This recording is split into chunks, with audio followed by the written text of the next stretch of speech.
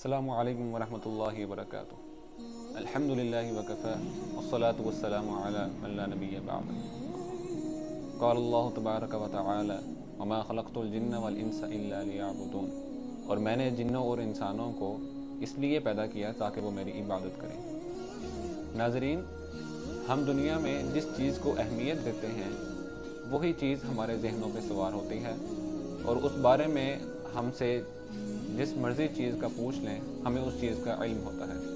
اگر ہم دنیا کے کسی معاملے کو اہمیت دیں گے تو اس بارے میں ہم سے جس مرضی چیز کا سوال کر لیں ہم اس کا فوراً جواب دیں گے،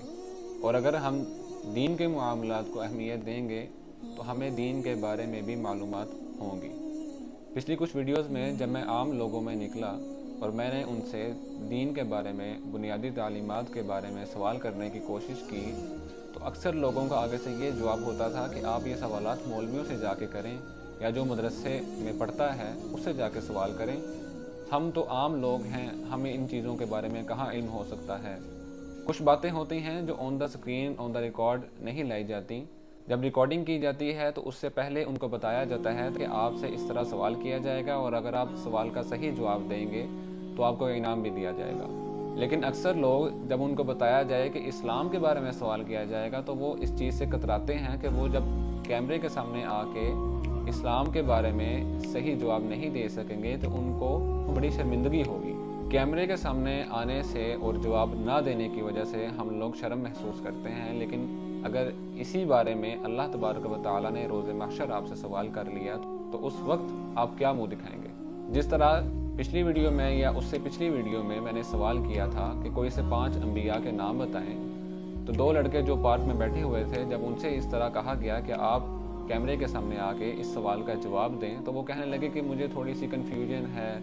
یا کہنے لگے کہ میں تھوڑا شائع ہوں، میں کیمرے کے سامنے نہیں آتا۔ تو اس طرح کے آگے سے جوابات ملتے ہیں، یا اکثر لوگ کہتے ہیں کہ آپ مدرسے پڑھنے والوں سے اس طرح کا سوال کریں۔ تو ناظرین، میں آپ کو بتانا یہ چاہتا ہوں کہ آج کا مسلمان اگر اس سے ہالی ووڈ کے کوئی سے 5 ایکٹرز کے نام پوچھے جائیں تو وہ فوراً جواب دے گا، یا اگر اس سے پوچھ لیا جائے کہ عمر لیاقت کی کتنی بیویاں تھیں، یا وہ اپنی کتنی بیویوں کو طلاق دے چکا ہے، یا جو اس نے آخری بیوی چھوڑی ہے اس کا نام کیا تھا، اس کی عمر کتنی تھی، تو وہ ہر چیز کا آپ کو کھول کھول کے جواب دیں گے اور اس کی وضاحت کریں گے آپ کے سامنے۔ لیکن اگر اسلام کے بارے میں ان سے کوئی سوال کیا جائے تو وہ فوراً آگے سے لاجواب ہو جائیں گے اور آپ کو کہیں گے کہ آپ سوال جو ہیں وہ کسی اور سے جا کے کریں۔ ناظرین، میں آپ کو بتانا یہ چاہتا ہوں کہ آج کا مسلمان اور حضرت عمر بن عبدالعزیز رحمہ اللہ کے دور کا مسلمان، ان دونوں کے درمیان فرق کیا ہے۔ حضرت عمر بن عبدالعزیز رحمہ اللہ کے دور میں مناظرے بہت زیادہ ہوا کرتے تھے۔ ایک سائیڈ پہ عیسائی بیٹھ جایا کرتے تھے اور وہ اپنے مذہب کو، دین کو ڈیفینڈ کرتے تھے، اور دوسری سائیڈ پہ مسلمان بیٹھ جایا کرتے تھے جو کہ اپنے دین اسلام کو ڈیفینڈ کرتے تھے۔ تو ایک دفعہ حضرت عمر بن عبدالعزیز رحمہ اللہ نے دیکھا کہ جو عیسائیوں کا بہت بڑا عالم،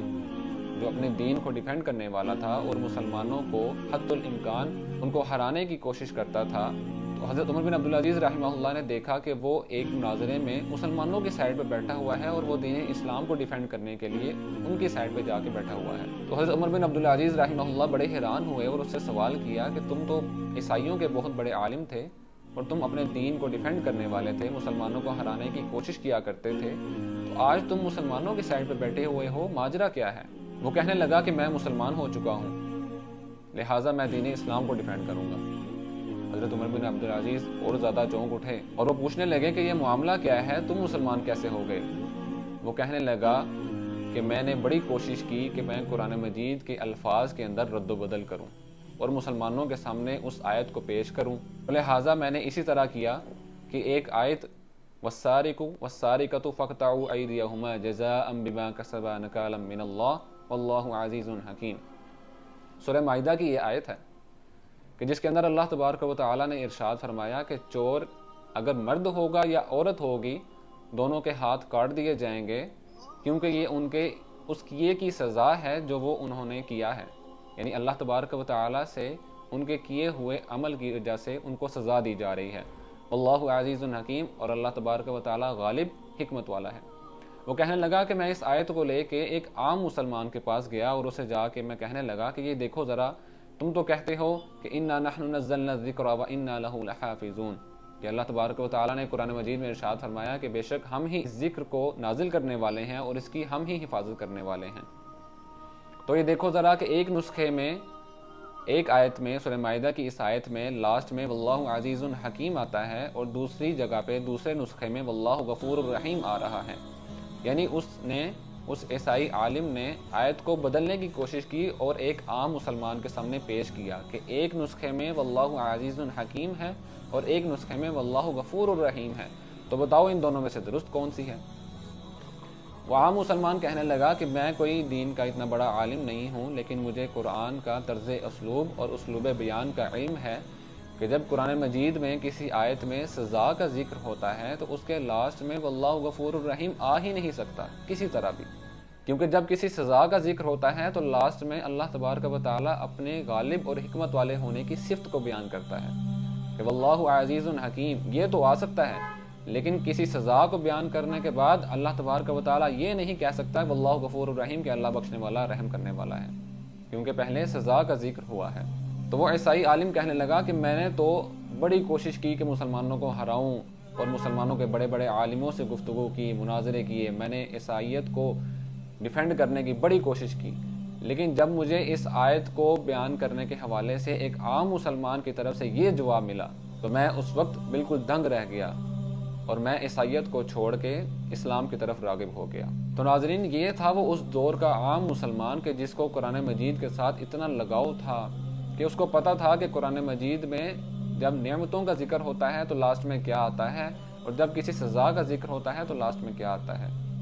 لیکن آج کا مسلمان قرآن مجید سے اتنا دور ہے کہ اسے پتہ ہی نہیں کہ قرآن مجید میں ہمارے لیے کیا حکم ہیں، ہمیں کیا تعلیمات دی گئی ہیں۔ ہم لوگوں نے قرآن مجید کو سمجھنا تو دور، اسے پڑھنا بھی چھوڑ دیا ہے۔ اللہ تبارک و تعالیٰ سے دعا ہے کہ اللہ تبارک و تعالیٰ ہمیں دین کو سمجھنے، اس کے ساتھ اپنے لگاؤ کو لگانے اور اس پر عمل کرنے کی توفیق عطا فرمائے۔ وآخر دعوانا ان الحمد للہ رب العالمین۔